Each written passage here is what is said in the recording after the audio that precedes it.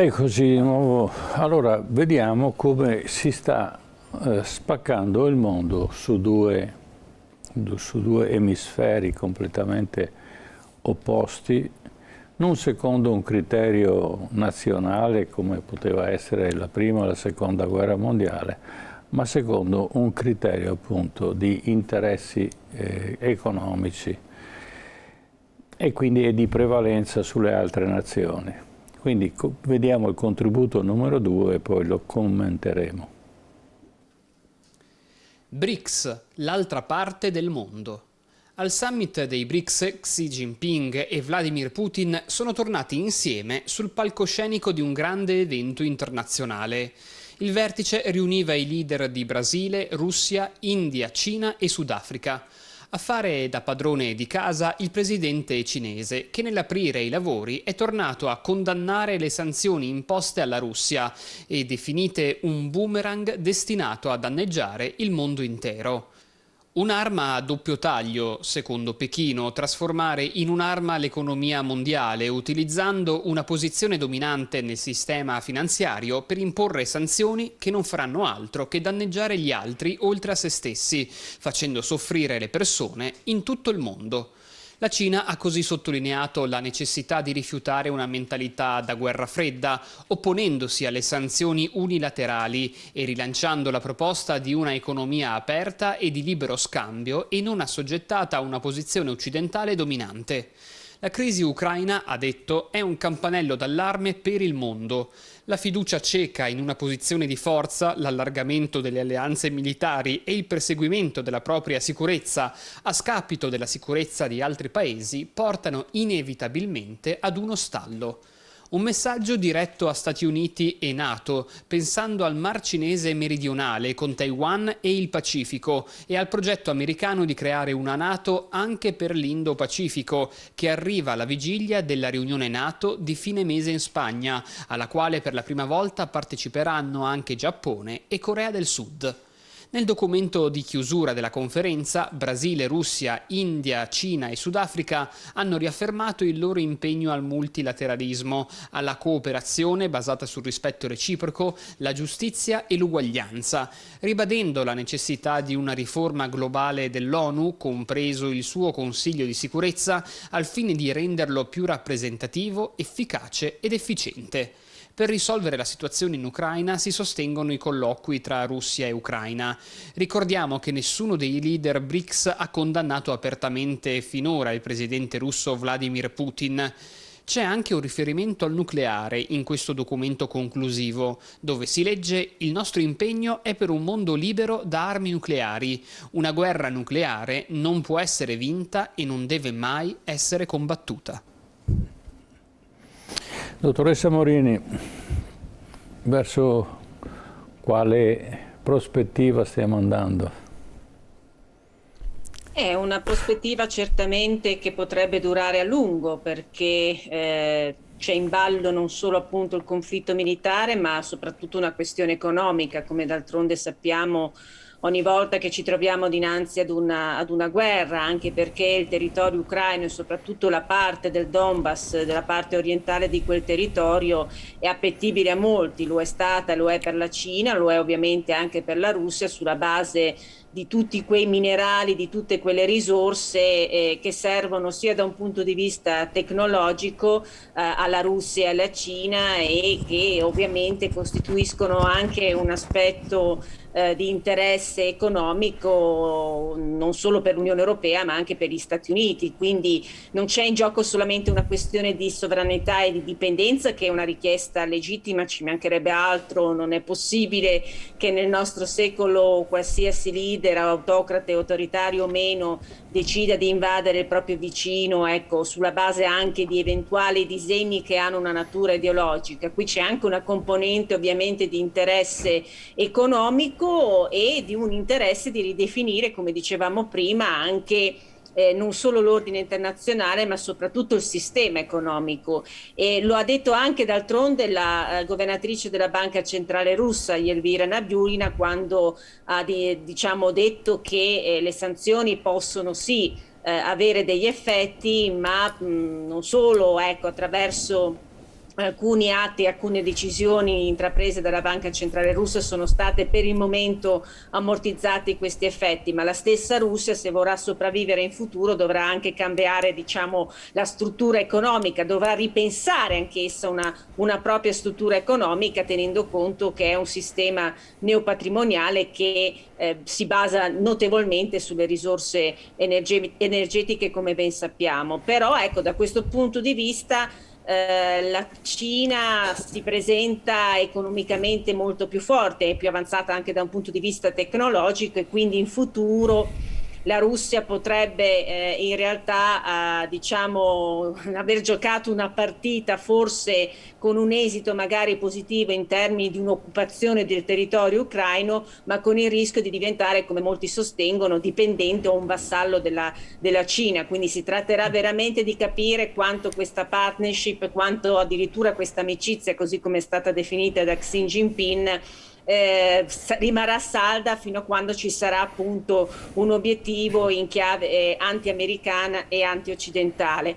Mi permetto solo di aggiungere una cosa riguardo invece alla scelta dello status dei candidati dell'Unione Europea. Credo che non solo possa aver suscitato disappunto nei Balcani, ma prendiamo anche in considerazione che la Georgia è stata considerata da un punto di vista politico, economico e quant'altro in una situazione diciamo più incerta rispetto all'Ucraina e alla Moldova. Mi limito però a dire che ci sono dei criteri oggettivi, sono i criteri di Copenaghen, sono l'acquisizione dell'acquis communautaire, dei 31 capitoli degli articoli che devono essere diciamo inseriti all'interno del corpo giuridico di qualsiasi paese, e capisco la diciamo valenza simbolica di questo atto, però è anche giusto dire che l'Ucraina e anche la Moldova, come altri paesi, non hanno effettivamente questi criteri, non li hanno raggiunti pienamente, hanno ancora dei seri problemi.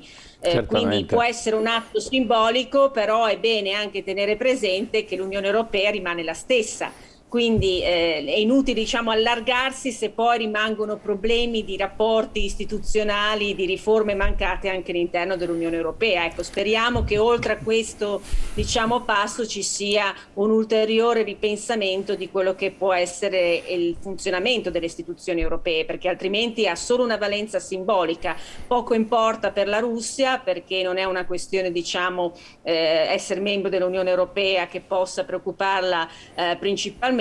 Credo che semmai dovremmo prendere in considerazione, stasera non abbiamo ancora parlato, quello che sta accadendo a Kaliningrad con la Lituania, che forse magari potrebbe essere un ulteriore elemento di escalation. Certo, allora però bisogna tenere presente uno degli altri fattori.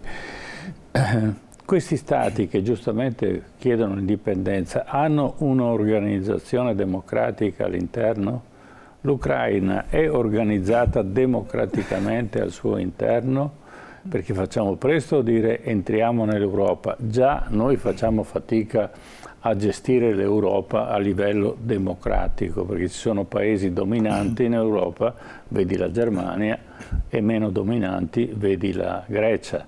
E la Grecia non l'abbiamo salvata quando bastava 10 miliardi di euro per poterla tirar fuori da una crisi praticamente di piccolo livello, l'abbiamo lasciata andare, è diventata per esempio parte integrante della Cina perché ha aperto un sacco di porti e ha fatto arrivare la via della seta.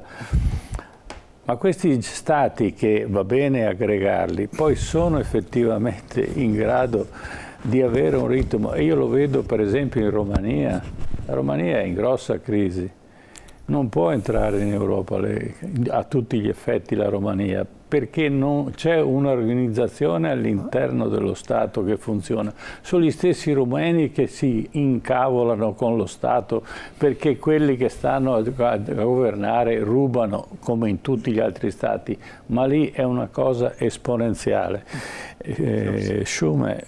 Sì, no, innanzitutto professore, quello che è stato fatto nel servizio, questo secondo me, con tutto il rispetto per l'analisi che è stato fatto dal professor Corrado e dalla professoressa, Ma è una dimostrazione dei muscoli e basta, non c'è altro, perché in questo momento il fatto di dire nessuno nega che dopo il crollo di muro di Berlino l'Occidente ha trovato una parte di sé, ma questa parte di sé non significa automaticamente che debba fare parte di me, perché come diceva giustamente lei, il fatto c'è stata in questi paesi, sono stati regimi, basterebbe quello di Ceausescu in Romania, abbiamo visto quello che è successo in quel paese, perciò il fatto in questo momento sia da parte dell'India e degli altri paesi per l'accordo, quello io... Scusami? No, prego. Sì, io vedo un atto egoistico puro, è proprio puro egoistico, perché in questo momento la cosa che veramente mi meraviglia, il fatto c'è una guerra, c'è gente muore la mattina fino alla sera e che non c'è la volontà di dire, ma finora noi abbiamo visto dire sono andati, c'è una delegazione per la pace, sono andati in Russia e sono andati in Ucraina. No, non abbiamo visto assolutamente. Sono andati a parlare delle armi, come mandare armi, come comprare armi e questo sinceramente non è un fatto positivo, anche perché, come diceva giustamente lei, cioè il fatto di tirare dentro all'Unione Europea dei paesi che per tradizione non sanno ancora, non per colpa loro, ma non sanno ancora cosa vuol dire democrazia. Perciò questo diventa ulteriore problema per l'Unione Europea. E questo anche perché le guerre non è che ci siano soltanto in Ucraina o in Afghanistan, non ne parliamo, che oltre gli uomini ci ha messo anche il Dio, gli è arrivato il terremoto, ieri mi è arrivato un reportage che veramente è una cosa allucinante, perché case che crollano, che sono fatti di fango, di aggriglia, in pratica sulla gente, l'unici Emergency e i Medici Senza Frontiera che sono andati a dargli una mano a riuscire a salvare qualcuno. Oppure la guerra nello Yemen. La guerra nello Yemen non è la guerra tra i Houthi e i governanti, è la guerra tra l'Arabia Saudita e l'Iran, tra gli Stati Uniti da una parte e la Russia dall'altra, cioè sono delle situazioni che ognuno cerca di tirare acqua al proprio mulino, poi il resto succede quello che succede. Certo, ma se pensiamo che solo il finanziamento tra Europa e Stati Uniti parliamo di oltre 60 miliardi di euro per gli armamenti, evidentemente qualcuno ci sta guadagnando e spera ancora che succeda di peggio. Allora, terzo contributo, guerra del gas, Berlino in allarme, perché naturalmente Putin chiude il gas. La guerra del gas, Berlino in allarme, l'Italia attende. Nel giorno in cui a Bruxelles il Consiglio europeo apre al price cap, imprescindibile per non far esplodere le bollette del gas, a Berlino scatta il secondo livello del piano d'emergenza predisposto dal governo Scholz, ultimo stadio, prima dell'extrema ratio che prevede il razionamento e la distribuzione controllata del gas da parte dello Stato. Si passa così dalla semplice situazione di allerta a un vero e proprio allarme, provocato dal progressivo ma inarrestabile e sempre meno sostenibile taglio delle forniture di Gazprom attraverso il gasdotto Nord Stream 1. Il prossimo 8 luglio dunque Berlino innalzerà da preallerta ad allarme il livello del piano contro la crisi dell'energia. Si tratta del secondo di 3 livelli, preallerta, allarme e emergenza.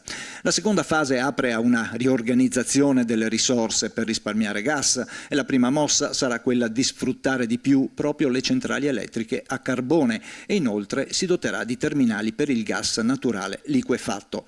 Tra le misure annunciate anche l'emissione di nuovi crediti dell'Istituto per la ricostruzione tedesco che dovrebbero garantire il riempimento dei giacimenti di gas. L'obiettivo è quello di assicurare gli impianti di stoccaggio per il prossimo inverno. Esclusi per ora razionamenti a famiglie e imprese, provvedimento che però potrebbe essere preso nel caso si entrasse nella terza fase del piano, cioè quello dell'emergenza. Per di più, la possibilità di uno stop totale delle forniture di gas dalla Russia sta diventando uno scenario sempre più concreto e a lanciare l'allarme è l'Agenzia internazionale per l'energia che in un'intervista al Financial Times ha parlato della strategia di Vladimir Putin per testare la tenuta dell'Europa. L'Europa dovrebbe essere pronta nel caso in cui il flusso di gas russo fosse completamente interrotto, ha avvertito il direttore esecutivo dell'agenzia, che poi ha aggiunto: più ci avviciniamo all'inverno, più comprendiamo le intenzioni della Russia. Credo che i tagli siano orientati a evitare che l'Europa riempi i depositi con gli stoccaggi e a aumentare la leva della Russia nei mesi invernali. L'Agenzia internazionale per l'energia non esclude il ricorso a razionamenti di energia durante il prossimo inverno e parla anche delle centrali nucleari. I paesi europei, dice, dovrebbero prendere in considerazione la possibilità di rinviarne la chiusura finché ci sono le condizioni di sicurezza. E l'Italia intanto che fa?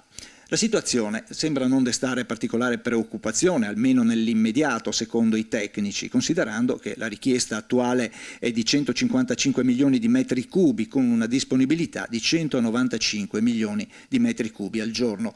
Di questo passo, per superare i mesi più freddi, sarà però necessario destinare tutto il gas ora inutilizzato allo stoccaggio, almeno fino alla fine dell'anno, considerando che oggi i siti sono pieni al 54%. E mentre prosegue la ricerca di nuovi fornitori, le prospettive di un blocco totale metterebbe comunque in seria difficoltà il Paese. Le misure parlano di limitazioni del riscaldamento, dell'uso del gas per le centrali elettriche e anche per l'illuminazione pubblica. Tra le misure sul tavolo del governo anche l'estrazione di più metano dai giacimenti nazionali e di attivarne di nuovi, occhi puntati in particolare sull'Alto Adriatico, dove la vicina Croazia già sfrutta i ricchi giacimenti. L'Italia potrebbe vivere dunque una nuova stagione di limitazioni, non diversa da quelle delle domeniche a piedi contro la crisi energetica che abbiamo vissuto nel 1973, e mentre potrebbe arrivare lo stato di allarme a livello nazionale, per le famiglie del nostro Paese è già tempo di sacrifici, con i costi della vita in salita. Per fare la spesa spendiamo almeno il 20% in più, per il gas spendiamo già oltre il 74% in più, la benzina e il gasolio sono aumentati del 20%.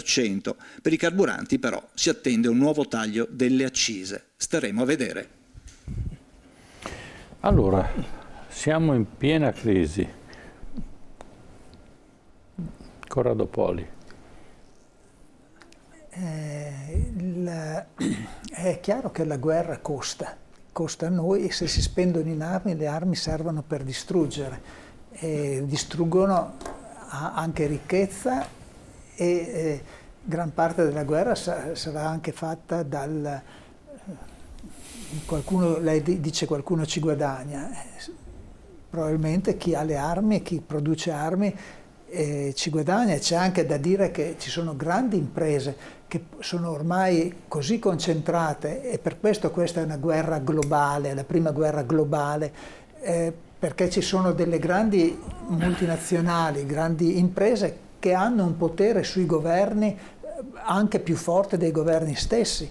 E dobbiamo anche cercare di capire, lo capiremo tra 10 anni, adesso possiamo fare solo supposizioni, però alcuni segni si possono cominciare a recepire, a mettere in dubbio. A me colpisce molto la sovraesposizione mediatica e anche un linguaggio diplomaticamente scorretto, a mio parere, di Stoltenberg, del segretario generale della NATO.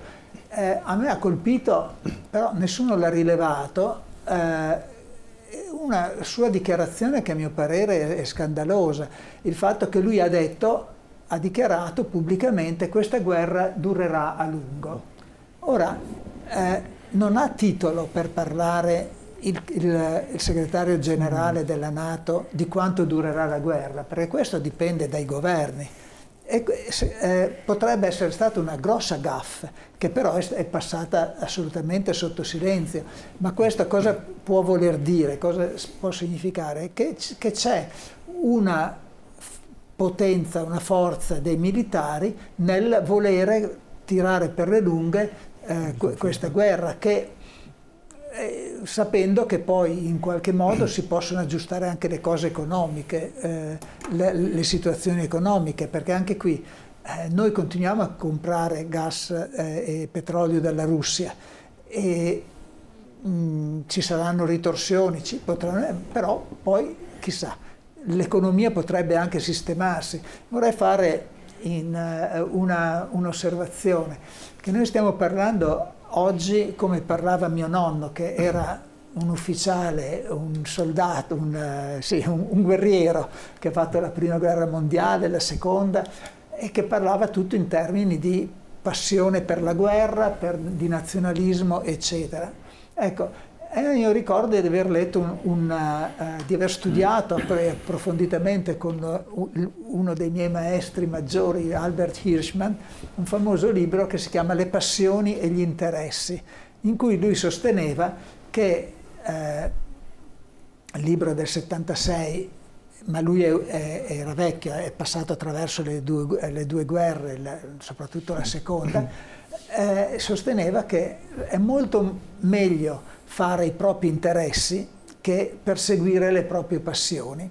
Ora noi nella comunicazione mediatica di questi giorni, di questi mesi di guerra, stiamo esaltando alcune cose che in passato ce le eravamo dimenticate. Stiamo esaltando la passione, l'idea della libertà, del nazionalismo, della potenza militare della Russia, dell'imperialismo, di questo, di quell'altro, e quando invece forse la cosa che dovremmo fare è cercare di fare il più possibile gli interessi, che sono molto più pacifici. Fare soldi è molto più pacifico che perseguire la gloria nazionale o personale di qualcuno. C'è uno svantaggio nella ridistribuzione delle ricchezze, perché se tutti siamo abbastanza ricchi, siamo in realtà poveri. E allora la ricchezza si fa sul delta, la differenza tra uno che ha soldi e gli altri devono essere proporzionalmente molto più poveri, se no quella ricchezza non c'è più. I beni posizionali di Hirsch, questo è la sua... Sì, seconda cosa, mi pare che i romani abbiano inventato le insegne militari perché i soldati credessero in quello che stavano facendo, ma vi parliamo della prima crociata, no? Ecco, Dio lo vuole, era il grido più importante che ha portato centinaia di migliaia di, chiamiamoli europei dell'epoca, a fare un disastro in nome di Dio. Quindi la passione ci vuole, ma per, diciamo, quelli sottomessi la passione non sono altre passioni, quelle invece che gestiscono la guerra. I signori Krupp sono diventati straricchi, ma non avevano ben altre passioni del territorio piuttosto che del... A loro interessava fare i cannoni, no? Addirittura chiamavano il cannone più grande che avevano fatto Berta, perché era la moglie appunto di Krupp. Allora diciamo che sono due cose diverse, la passione è dei poveri, l'inganno è quello dei ricchi.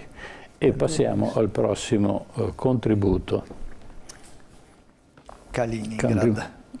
Contributo numero 4. Kaliningrad, le sanzioni della Lituania e le minacce di Mosca. 1 milione di abitanti in poco più di 15.000 chilometri quadrati, da un lato il Mar Baltico, dall'altro i confini con 2 paesi dell'Unione Europea e membri della NATO, Polonia e Lituania. Si tratta di Kaliningrad, è un'exclave russa, un territorio appartenente alla federazione ma totalmente staccato dallo stesso. Siamo a circa 400 chilometri di distanza dai confini della madrepatria e malgrado sia altrettanto distante dall'Ucraina, i venti di guerra a Kaliningrad stanno soffiando con grande intensità.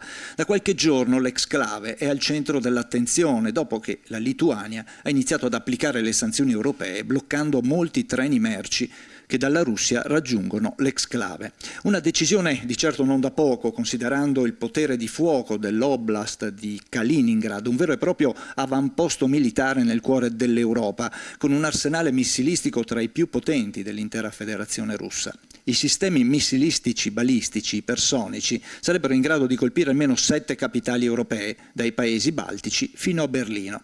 E se la presenza di testate nucleari non è mai stata ufficializzata, questa viene data per certo dai servizi occidentali. Ecco perché la crisi di Kaliningrad aumenta il rischio di estensione incontrollata del conflitto tra Mosca e l'Occidente. Già adesso l'isolamento dell'exclave è molto forte e lo sarebbe ancora di più, a maggior ragione quando, come previsto, anche Svezia e Finlandia diventeranno membri della NATO. In caso di guerra potrebbe essere difficile per l'esercito russo rompere l'isolamento. Una crisi che Mosca definisce il blocco di Kaliningrad, che si sta facendo sempre più pericolosa in un angolo di Europa dove Russia e NATO sono a distanza ravvicinata, tanto che gli Stati Uniti hanno subito detto di essere al fianco dei lituani e che daranno loro un sostegno blindato.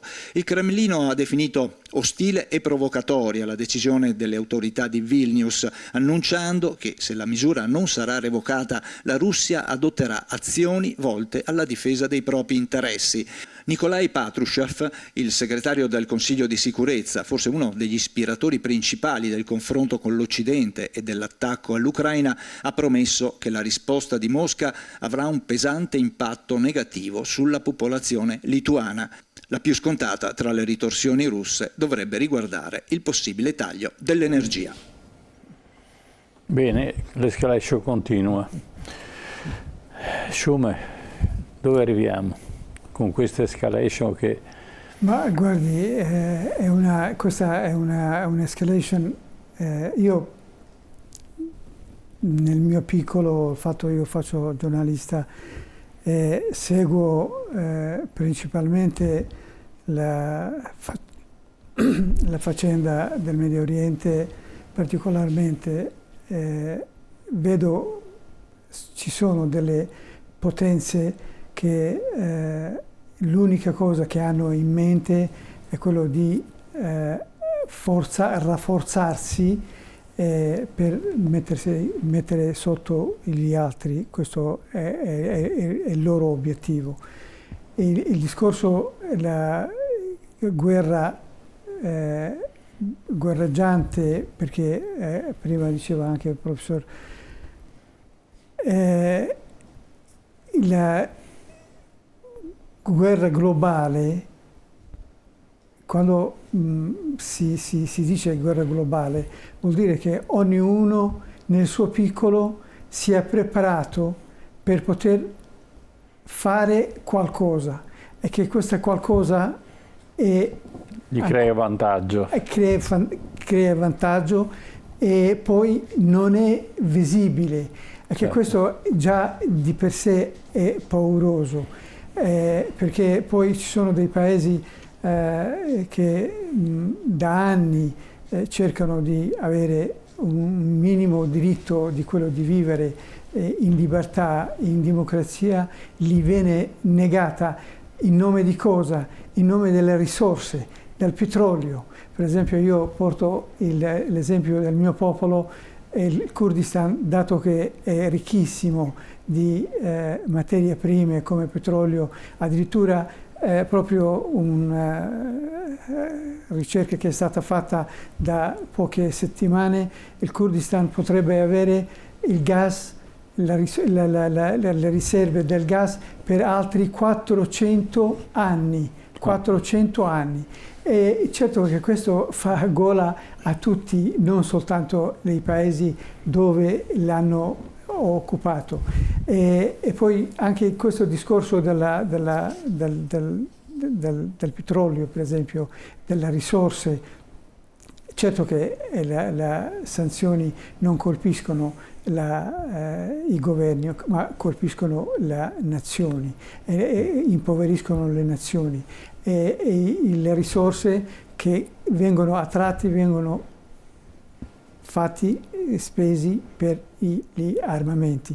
Che questo, quando penso, dico, l'Italia si parla della crisi del gas, del petrolio, del combustibile, ma scusate, gli amici arabi dove sono? Dove è l'Arabia Saudita, per esempio? Dove è il Qatar? Dove gli Emirati Arabi, che hanno delle risorse a non finire? Dove sono questi? Perché sono in silenzio? Come mai? Perché anche questo silenzio ha un motivo ben preciso, perché il discorso, io sinceramente non ho mai creduto che la guerra fredda sia finita, che non era mai finita, e lo vediamo anche adesso che addirittura è molto più accesa da prima. E questo, il fatto di farsi avanti, per esempio con l'Arabia Saudita, dire scusate, noi abbiamo problemi che la Russia non ci manda più gas, ma noi paghiamo, non ci hanno gratis. Non facciamo gli accordi con la Russia e vediamo Putin in quel momento e i suoi consiglieri come pensano, cambiano idea o meno. Solo che siccome appunto la guerra fredda non è ancora finita, una parte degli Stati Uniti, e che l'Arabia Saudita sicuramente è il partner fedele degli Stati Uniti, e che il fatto non fa niente senza il loro benestare, certo che non fa questa scelta, certo. Perché questo sicuramente va a finire per il danno dell'Occidente e dell'Unione Europea. Non c'è dubbio che ci sia un grande interesse che non riusciamo neanche a capire, non riusciamo a distinguere. Ci sono dei progetti, dei programmi, delle strategie che cerchiamo di intuire dalle mosse che stanno facendo le varie potenze, ma alla fine le pagheremo sempre noi. E allora, dottor Poli, vuole dare una rapida chiusura alla trasmissione? Ma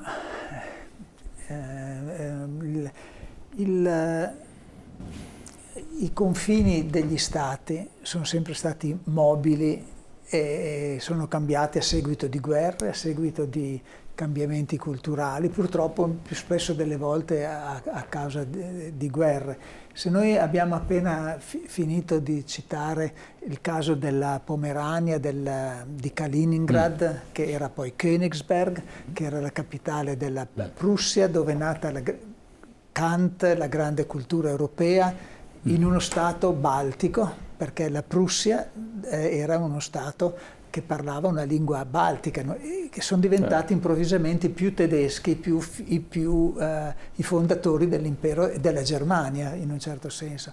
Vilnius era una città polacca fino al 1945 e adesso è la capitale della Lituania, che ha adesso il suo nazionalismo lituano e fortemente antirusso.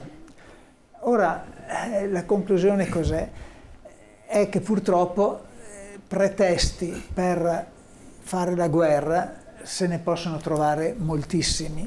Pretesti che nascondono degli interessi profondi. E dobbiamo anche renderci conto che molte cose noi non le sappiamo, le possiamo intuire, sono gli storici che poi possono arrivare forse... Non credo che gli storici riusciranno a capire qualcosa. Beh, insomma, perlomeno daranno un'interpretazione con i dati. Raccontano le date, le scadenze, le quantità, i tempi, ma basta. Sì, anche questo purtroppo la storia non è fatta di economia, e l'economia è quella che muove il mondo, compresa questa guerra. Di conseguenza è giusto sapere il nome dell'imperatore e anche chi ha vinto quella determinata battaglia e quanti soldati sono morti. Però quanto ha guadagnato quell'imperatore, o quanto ha perso, o quanto ha guadagnato quello che costruiva cannoni, questo sarebbe molto più interessante. Ma questi non si toccano mai, tant'è che il signor Krupp alla fine della seconda guerra mondiale fu condannato a Norimberga a 5 anni e poi gli fu dato un condono perché, poveretto, che colpa ne aveva lui? Era Hitler che era il colpevole di tutto. Hitler chiedeva i cannoni e lui, poveretto, li faceva e ci ha guadagnato un sacco di soldi. Dottoressa Morini, a Dulcis in fundo, vogliamo concludere questa, speriamo, questa guerra, o quantomeno capire che non serve a nulla se non a far soffrire le persone e arricchire soltanto qualcuno? Sì, credo che sia anche prematuro, come abbiamo visto anche in queste settimane, leggere analisi o idee che parlano di vittoria dell'Occidente, di vittoria della Russia, di sconfitta dell'Occidente o della Russia. Credo che sia insomma prematuro. Si può certo fare un bilancio a 4 mesi che non è sicuramente ottimistico e non è anche, ecco, in favore sicuramente della popolazione ucraina che è da 4 mesi sotto appunto le bombe, e credo che sia inimmaginabile per noi che siamo comodamente seduti a casa riuscire a comprendere quello che stanno passando, come stanno passando, mi permetto di ricordare, anche le famiglie, le mamme dei giovani soldati russi di cui non hanno più traccia. Per cui è il dramma della guerra, ma credo che, e mi auguro anche che l'Europa e soprattutto i nostri leader, i nostri governanti siano il più trasparente possibile, ecco, nei nostri confronti. Quindi abbiamo dinanzi un'estate, appena iniziata l'estate, cerchiamo di viverla al meglio, perché la situazione economica e la crisi, insomma, non è detto che verrà risolta in tempi brevi. C'è chi parla appunto della fine dell'anno, sicuramente la questione energetica sarà predominante, ma abbiamo visto, anche lei diceva giustamente e correttamente, l'economia domina il mondo. Io mi permetto di dire che la finanza però ha forse superato addirittura l'economia, e questo è il male, uno dei mali è uno, diciamo, delle mancate promesse della globalizzazione, e di questo ovviamente se ne stanno approfittando tutti coloro, quegli stati soprattutto, che non hanno mai ritenuto congeniale questo tipo di sistema economico e soprattutto finanziario. Grazie del vostro contributo. Speriamo che i nostri telespettatori abbiano capito qualcosa di più, nel senso che abbiamo dato delle informazioni un po' più circostanziate sui motivi e le origini di questa guerra e sul futuro di questo conflitto, che non avrà certamente un esito positivo comunque vada. Avrà esito positivo per certe banche e per certe finanziarie, non certamente per noi cittadini. Certo, perché abbiamo visto che le guerre poi alla fine portano veramente a ben poco, anzi le conseguenze poi si pagano per anni e a lungo. Allora ringrazio Shores Surman per essere stato qua con noi, grazie Shores, grazie alla professoressa Mara Morini in collegamento, grazie anche a lei e grazie al professor Corrado Poli che è stato in studio con noi. Adesso andiamo in pubblicità, poi torniamo con la nostra rubrica del Memento. Questa sera la dedichiamo all'attualità, purtroppo, perché parleremo della siccità e della crisi idrica che stiamo attraversando, quindi oltre al gas c'è anche quella dell'acqua, e quella è una cosa contingente di adesso. A tra poco.